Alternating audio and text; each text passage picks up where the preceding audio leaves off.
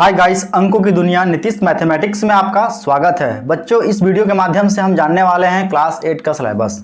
ठीक है, अगर आप कक्षा 7वीं से इस बार कक्षा 8वीं में आए हैं तो कक्षा 8वीं में क्लास 8 में आपको क्या पढ़ना है मैथ्स में। ठीक है, तो जानना पड़ेगा ना कि क्या क्या पढ़ना है, कितने चैप्टर्स हैं, कौन कौन सा मैथ्स है, क्या क्या पढ़ना है, तो उसके बारे में आज जानेंगे हम। ठीक है, और इसके बारे में जानने के बाद इस यूट्यूब चैनल पर सारा का जो चैप्टर वाइज है आपको समझाया जाएगा, सिखाया जाएगा, कंटेंट है पूरा अपलोड किया जाएगा। राइट, तो इस चैनल से जुड़ जाइए, सब्सक्राइब कर दीजिए और दोस्तों के बीच शेयर कर दीजिए। तो चलिए जानते हैं। अच्छा, एक चीज़ और मैं यहाँ लिखा हूँ एनसीईआरटी अपडेटेड सिलेबस। इसका मतलब ये है क्लास 8 का है, लेकिन इसका मतलब ये कि पहले की जो एनसीईआरटी के जो क्लास 8 का सब्जेक्ट मैथ्स था उसमें केवल हिंदी लिखा था, केवल हिंदी और हिंदी। और अब जो है अभी आप देख रहे होंगे आपके पास बुक होगा, जैक बुक, एनसीईआरटी बुक होगा। अगर आप गवर्नमेंट स्कूल में पढ़े तो आपको बुक मिला होगा। ठीक है, उसमें हिंदी के अलावा इंग्लिश में भी लिखा हुआ, जैसे परिमेय संख्या, तो यहाँ बगल में रेशनल नंबर भी लिखा होगा। लेकिन जो पुराना बुक था उसमें रेशनल नंबर इंग्लिश में नहीं लिखा रहता है। राइट, नहीं लिखा रहता था। समझ रहे बात को, क्या मैं कहना चाह रहा हूँ। तो चलिए सबसे पहले मैं देख लेता हूँ चैप्टर क्या। पहला चैप्टर है परिमेय संख्या, दूसरा चैप्टर है वर्ग और वर्गमूल, तीसरा घन और घनमूल, घातांक और घात, संख्याओं के साथ खेलना, बीजीय व्यंजक एवं सर्व समीकरण, गुणन खंडन, एक चर वाले रैखिक समीकरण, राशियों की तुलना, सीधा और प्रतिलोम समानुपात, नेक्स्ट चतुर्भुजों को समझना, नेक्स्ट ठोस आकारों का चित्रण, प्रायोगिक ज्यामिति, द्विविमीय आकृति का क्षेत्रफल, त्रिविमीय आकृति का क्षेत्रफल एवं आयतन, आंकड़ों का प्रबंधन, आलेखों से परिचय। आलेखों में आलेखों में ग्राफ से रिलेटेड, ग्राफों से परिचय। अब मैं इसको बता दूं, ये जो पूरा मैथ्स है ना, आप हिंदी मीडियम से अगर देख रहे हैं तो आपको हिंदी समझ पाए और देख पाए, लेकिन अगर इंग्लिश मीडियम के बच्चे हैं, अगर आप अगर देख रहे हैं वीडियो को तो आपको समझ नहीं आया होगा, बाउंस कर गया होगा, क्या है नहीं है। तो चलिए आपके लिए भी मैं इंग्लिश में लेकर आया हूँ। ठीक है, इसको इंग्लिश कर देता हूँ। राइट, वीडियो पे बने रहिए। परिमेय संख्या, इसको क्या बोलते हैं? Rational number, RATIONAL, rational numbers, RATIONAL, rational numbers. आपके लिए है रेशनल नंबर्स। आप इंग्लिश में पढ़ रहे हैं रेशनल नंबर्स, हिंदी वाले पढ़ रहे हैं परिमेय संख्या। ठीक है, वर्ग और वर्गमूल,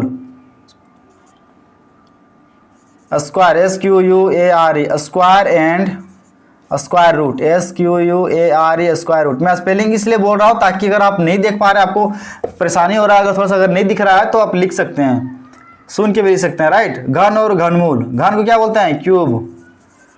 क्यूब एंड क्यूब रूट। घातांक और घात, इसको क्या बोलते हैं अंग्रेजी में? Exponents and power. बुक में लिखा होगा पावर एंड एक्सपोनेंट्स, बात एक ही है। 2 + 3 = 5, 3 + 2 = 5, बात बराबर है। ठीक है, संख्याओं के साथ खेलना, playing with numbers, PLAYING, playing with numbers, NUMBERS, numbers. ठीक है, बीजीय व्यंजक एवं सर्व समीकरण, क्लास 7 में पढ़े होंगे आप बीजीय व्यंजक। क्या इसको इंग्लिश में बोलते हैं? एल्जेब्रिक एक्सप्रेशन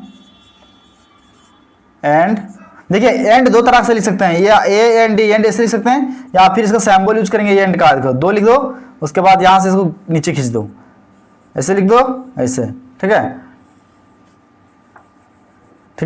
2 लिखो, ऐसे खींच दो, एंड इसको बोलते हैं। ठीक है, तो इसी को हम यूज करेंगे, जगह कम है इसलिए। And identities, IDEN, identities, TITIES। गुणन खंडन को अंग्रेजी में क्या बोलते हैं? Factorisation, FACTO, factorisation, RISATION। Right, एक चर वाले रैखिक समीकरण, इसको क्या बोलेंगे? लीनियर। रैखिक समीकरण को इंग्लिश में क्या बोलते हैं? Linear equation. चर को अंग्रेजी में क्या बोलते हैं? वेरिएबल। एक मतलब 1, तो देखिए LINEAR, linear equation, EQUATION, linear equation इन 1 वेरिएबल। आप 9 क्लास में जाएंगे तो पढ़ेंगे लीनियर इक्वेशन इन 2 वेरिएबल, 2 वेरिएबल में भी, लेकिन अभी आपको पढ़ना है लीनियर इक्वेशन इन 1 वेरिएबल। राशियों की तुलना, कंपैरिजन ऑफ क्वांटिटीज,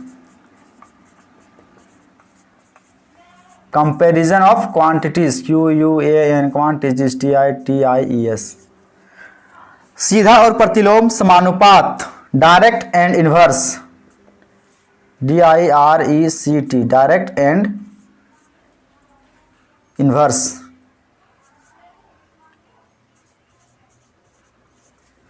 प्रोपोर्शन। ठीक है, आगे देखते हैं चतुर्भुजों को समझना, अंडरस्टैंडिंग ऑफ क्वाड्रिलेटरल। क्या बोलेंगे? Understanding of quadrilateral.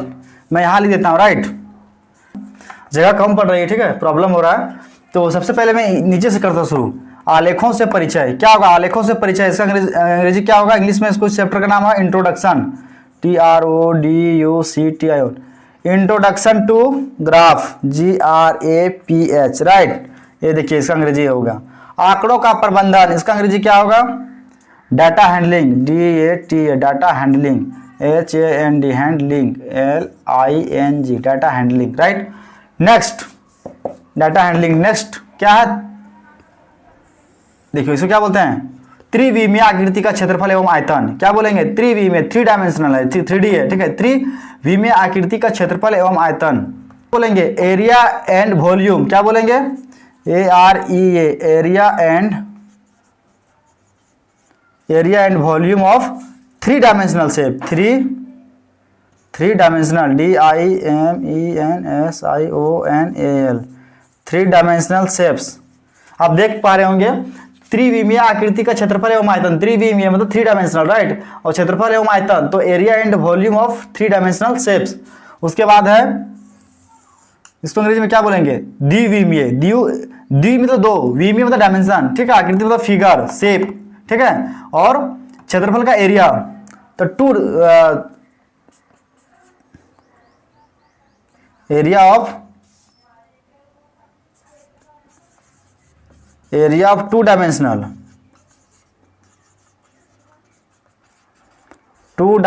Shape, right. उसके बाद है प्रायोगिक ज्यामिति। इसको क्या बोलेंगे अंग्रेजी में? इसको बोलेंगे practical geometry, PRACTICAL, practical geometry, GEO, geometry, METRY, geometry, right. ठोस आकारों का चित्रण, इसको क्या बोलेंगे अंग्रेजी में? 3 डायमेंशनल शेप, ठीक है।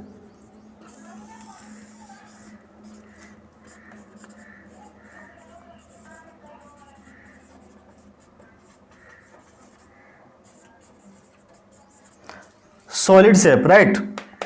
और चतुर्भुजों को समझना, क्या बोलेंगे? Understanding of, UNDER, understanding, STANDING, understanding of quadrilateral, QUAD, quadrilateral, LATE, quadrilateral, ATRAL, ठीक है। आप समझ पाए होंगे, मुझे उम्मीद है आप इस वीडियो के द्वारा आप समझ पाएंगे, मुझे बहुत खुशी होगी अगर आप थोड़ा सा भी समझ पाए, थोड़ा सा नहीं पूरा समझना है, ठीक है, काफी मेहनत कर रहा हूँ।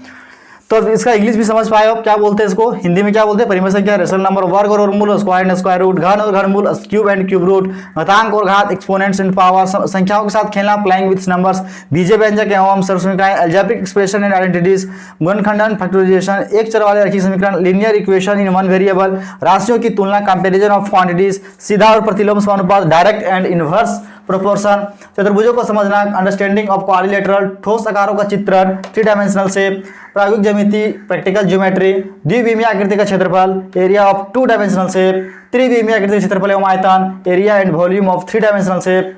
और नेक्स्ट आंकड़ों का प्रबंधन, डाटा हैंडलिंग, आलेखों से परिचय, यानी ग्राफों से परिचय, ग्राफ से इसमें सीखना होगा, तो इसके लिए इंट्रोडक्शन टू ग्राफ, इसको इंग्लिश बोलते हैं।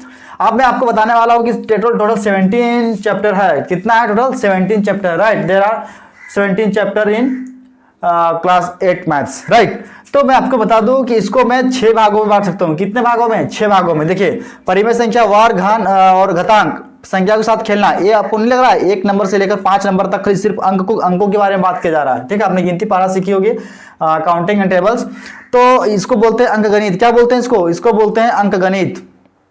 यहां पे लिख दे रहा हूं मैं, अंक गणित, ठीक है। अंक गणित, इसको इंग्लिश में क्या बोलते हैं? अर्थमेटिक। क्या बोलते हैं? Arithmetic, ARITH, arithmetic, METIC, arithmetic.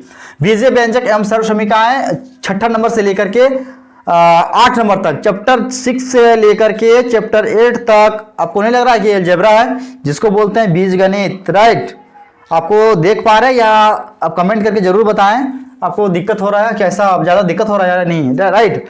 बीजगणित इसको अंग्रेजी में बोलते हैं अलजेब्रा, ALGEBRA, अलजेब्रा। आप वीडियो को देख रहे हैं तो कमेंट करके जरूर बताएं आपको क्या अपडेट होना चाहिए, क्या कुछ सुधार होना चाहिए, प्रॉपर वीडियो प्रॉपर आ रहा है या नहीं आ रहा है, लिखावट आपको दिख रहा है या नहीं, कुछ थोड़ा बड़ा लिखें या छोटा लिखें, क्योंकि जगह कम पड़ रहा है, राइट। तो बीजगणित को बोलते हैं अलजेब्रा। और देखिए राशियों की तुलना, सीधा और प्रतिलोम समानुपात, राइट, ये अपने आप में एक मैथ्स है, जिसको बोलेंगे राशियों की तुलना ही, राशियों को तुलना ही बोल सकते हैं, या फिर ये आपका अर्थमेटिक का पार्ट है तो इसको अर्थमेटिक बोल सकते हैं, राइट। और राशियों की तुलना ही इसको बोल सकते हैं, कंपैरिजन ऑफ क्वांटिटीज या फिर अर्थमेटिक। आप देखिए चैप्टर नंबर 11 से लेकर चैप्टर नंबर 13 के बीच में जियोमेट्री, इसको क्या बोलेंगे, जियोमेट्री बोलेंगे, ज्यामिति है ये, ठीक है। उसके बाद 14 नंबर और 15 नंबर, 14 नंबर 15 नंबर जो चैप्टर है ये है मेंसुरेशन, क्या है, मेंसुरेशन, क्षेत्रमिति, राइट। अब उसके बाद 16 नंबर चैप्टर और 17 नंबर चैप्टर में आंकड़ों का प्रबंधन और आलेखों से परिचय, इसको क्या बोलेंगे, स्टैटिस्टिक्स, STATISTICS। मैथ्स का वह भाग जिसमें आंकड़ों के बारे में पढ़ेंगे उसको स्टैटिस्टिक्स कहते हैं, हिंदी में सांख्यिकी बोलते हैं। मेंसुरेशन इसको हिंदी में क्षेत्रमिति बोलते हैं, जगह नहीं है आप, मैं बता दे रहा हूँ, आप लिख सकते हैं। ज्योमेट्री को ज्यामिति बोलते हैं, और क्या और कुछ है, बीजगणित को अलजेब्रा बोलते हैं, राइट। अब हो गया सारा। आप देख रहे होंगे कि टोटल 6 पार्ट में बटा हुआ, पहला अर्थमेटिक 1 से 5 तक पहला, दूसरा अलजेब्रा में बटा हुआ 6 से लेकर 8 तक, तीसरा राशियों की तुलना खुद एक चैप्टर है, खुद एक मैथ्स है ये, जिसको हम गणित अर्थमेटिक ही बोल सकते हैं इसको। अपार्ट फ्रॉम चतुर्भुजों को समझना से लेकर चैप्टर नंबर 11 से लेकर चैप्टर नंबर 13 तक जियोमेट्री बोलते हैं, जिसको हिंदी में ज्यामिति बोलते हैं, राइट। 14-15 चैप्टर नंबर क्या बोलेंगे, मेंसुरेशन। 16-17 स्टैटिस्टिक्स बोलेंगे। टोटल 6 हो गया, कितना हो गया, 6। तो टोटल आप ये समझिए क्लास 8 की जो मैथ्स है उसमें आपको क्या पढ़ना होगा, अर्थमेटिक पढ़ना होगा, राइट। उसके बाद ज्यामिति बोले तो ज्योमेट्री भी पढ़ना होगा, अर्थमेटिक पढ़ना होगा, और ज्योमेट्री भी पढ़ना होगा। इसके अलावा अलजेब्रा पढ़ना होगा, स्टैटिस्टिक्स पढ़ना होगा, और क्या, मेंसुरेशन पढ़ना होगा, स्टैटिस्टिक्स भी पढ़ना होगा, मैंने तो बता दिया। तो ये सारे चीज़ें आपको पढ़नी पड़ेगी, टोटल 6 पार्ट है। तो मुझे उम्मीद है कि आप समझ पाए होंगे। आप कमेंट में जरूर बताएं वीडियो आपको कैसा लगा, और इस तरह का अपडेट, ताकि और भी मैं कुछ अपने आप को बेहतर कर पाऊँ, कुछ बेहतर कर सकूँ। मुझे एक चीज़ अभी माइंड में आ रहा है कि देखिए, सबसे पहले अगर मैं लिखता हूँ ना, लिखने के बाद यहाँ समझाने में मुझे प्रॉब्लम होती है, क्योंकि जगह नहीं बचता है, ठीक है। और फिर मिटाएंगे फिर लिखेंगे तो दिक्कत। तो मैं सोच रहा हूँ, मेरा एक आइडिया अभी आया फिलहाल, कि सबसे पहले मैं क्या करूँगा, एक व्हाइट पेज में लिख लिया करूँगा, क्या मुझे पढ़ाना है, क्या बताना है, मैं व्हाइट पेज पे लिख लिया करूँगा, और सिर्फ मैं व्हाइट बोर्ड को समझाने के लिए यूज़ करूँगा, राइट। सिर्फ और सिर्फ समझाने के लिए। मान लीजिए कि मैंने पूरा क्वेश्चन भी लिख लिया, राइट, क्वेश्चन लिख लिया, उसके बाद फिर समझाने के लिए जब बारी आती है लिखने की तो कहीं जगह नहीं बचता, फिर उसको मिटा नहीं सकते हैं, ठीक है। तो क्या करूँगा, सबसे पहले मैं व्हाइट पेज में लिख लिया करूँगा, उसके बाद सिर्फ इसको समझाने के लिए मैं यूज़ करूँगा, राइट। तो वही ठीक बेहतर रहेगा, मुझे ऐसा लगता है। तो वीडियो आपको कैसा लगा आप कमेंट करके मुझे ज़रूर बताएं। तो फिर मिलते हैं नेक्स्ट वीडियो में, तब तक के लिए थैंक यू।